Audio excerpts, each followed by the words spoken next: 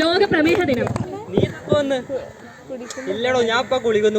Hello guys, അപ്പോൾ ഇന്ന് ഞങ്ങൾക്കൊരു കമ്മ്യൂണിറ്റി മെഡിസിൻ്റെ ഫാമിലി അഡോപ്ഷൻ പ്രോഗ്രാം ഉള്ള ദിവസമായിരുന്നു കേട്ടോ.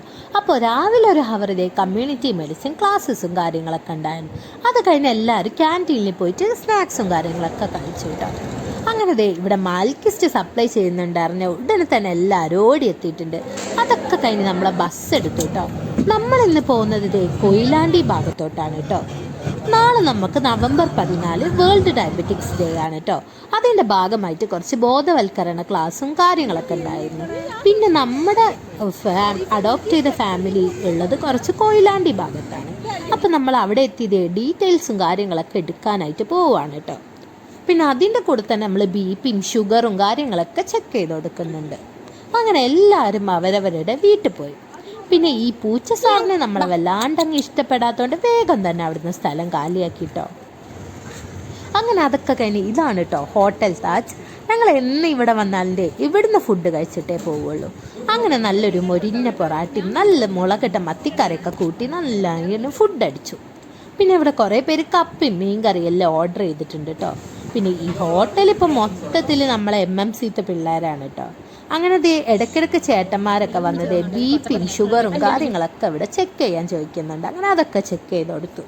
അതൊക്കെ കഴിഞ്ഞ് നമ്മൾ അടുത്ത സ്പോട്ടിലോട്ട് പോവുകയാണ് കേട്ടോ. ആദ്യം പറഞ്ഞത് ഡയബറ്റിക്സ് ഡേൻ്റെ ബോധവൽക്കരണ ക്ലാസ് കൊടുക്കാനായിട്ട്.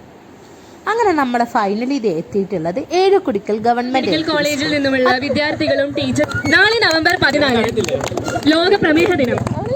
അതിനോടനുബന്ധിച്ചുള്ള ബോധവൽക്കരണത്തിന് വേണ്ടിയിട്ടാണ് നമ്മൾ ഇന്നിവിടെ എത്തിച്ചേർന്നിരിക്കുന്നത്. നിങ്ങൾക്ക് വല്ലപ്പോഴൊക്കെ ലീവ് കിട്ടണം വീട്ടിലേക്ക് വാ. നിനക്ക് വീട്ടുകാരൊന്നും വേണ്ടേ?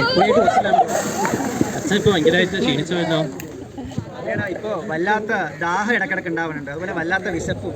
പിന്നെ ഇടക്കിടക്ക് മൂത്രമൊഴിക്കാനുള്ള സെൻസേഷൻ. എന്താ പ്രശ്നം? പലഹാരോ വല്ല ചോറോ എന്തെങ്കിലും കഴിക്കുവാണെങ്കിൽ നമുക്ക് ഗ്ലൂക്കോസ് എന്ന സാധനം നമ്മുടെ ശരീരത്തിൽ ഉണ്ടാവും. അപ്പോൾ എന്താ, നമ്മുടെ ശരീരം ഇൻസുലിൻ എന്നൊരു ഹോർമോൺ പ്രൊഡ്യൂസ് ചെയ്യും, ഉണ്ടാക്കും. അതാണ് നമ്മുടെ ഗ്ലൂക്കോസിനെ നന്നായി ഉപയോഗിക്കാൻ വേണ്ടി സഹായിക്കുന്നത്. ഇപ്പോൾ പ്രമേഹം ഉള്ള ഒരു വ്യക്തിയാണെങ്കിൽ ഒന്നില്ലെങ്കിൽ ഇൻസുലിൻ നന്നായി ശരീരത്തിൽ ഉണ്ടാവില്ല, അല്ലെങ്കിൽ ഇൻസുലിൻ ഉണ്ടാകും പക്ഷെ ശരീരത്തിന് അത് വേണ്ട രീതിയിൽ ഉപയോഗിക്കാൻ പറ്റൂല. അപ്പോഴാണ് ഈ പ്രമേഹം അഥവാ ഡയബറ്റിസ് മെലിറ്റസ് എന്നൊരു കണ്ടീഷൻ വരുന്നത്. ഇനി നമുക്ക് എങ്ങനെ മനസ്സിലാവുക നമ്മുടെ വീട്ടുകാരോ ആർക്കെങ്കിലും ഇതുണ്ടെന്ന്?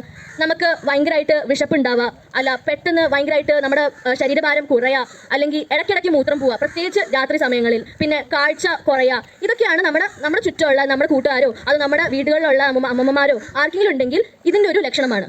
Thank you. ഗുളികയൊക്കെ കൃത്യമായി തിന്നണില്ലേ? ഇല്ലടോ, ഞാൻ ഇപ്പൊ ഗുളികൊന്നും കുടിക്കാറില്ല. ഞാൻ ഇന്നാള് ഫേസ്ബുക്കിൽ ഇങ്ങനെ നോക്കുമ്പോ കണ്ട് ഈ ഡയബറ്റീസിന്റെ ഗുളിയെ കുടിച്ചാൽ കിഡ്നി പെട്ടെന്ന് അടിച്ചു പോകുന്നു. എന്താണോ ഇത്? അങ്ങനെ റോൾ പ്ലേസും ബോധവൽക്കരണ ക്ലാസ്സൊക്കെ കഴിഞ്ഞതേ ഞങ്ങൾ അവിടുന്ന് മെല്ലെ നീങ്ങിട്ടോ കോളേജിലോട്ട്. അപ്പം നാളെ നവംബർ 14 ഡയബറ്റിക്സ് ഡേ ആയതുകൊണ്ട് തന്നെ ഇന്ന് നമ്മൾ FAPയും കൂടി ആയതുകൊണ്ട് നല്ലൊരു ക്ലാസ് തന്നെ വെച്ച് കൊടുത്തിട്ടുണ്ട് കേട്ടോ. അതൊക്കെ കഴിഞ്ഞതേ ഫൈനലി നമ്മൾ കോളേജിലെത്തിയിട്ടുണ്ട്. ഇനി ഉച്ചക്ക് 3 മണിക്കുള്ളൂ കേട്ടോ ക്ലാസ്. ഇതാണ് കേട്ടോ അപ്പം ഞങ്ങളെ പുതിയ വഴി. ഞങ്ങൾക്ക് പുതിയ ഹോസ്റ്റലിലോട്ടുള്ള ഷോർട്ട് കട്ട് വഴിയാണ് കേട്ടോ ഇത്.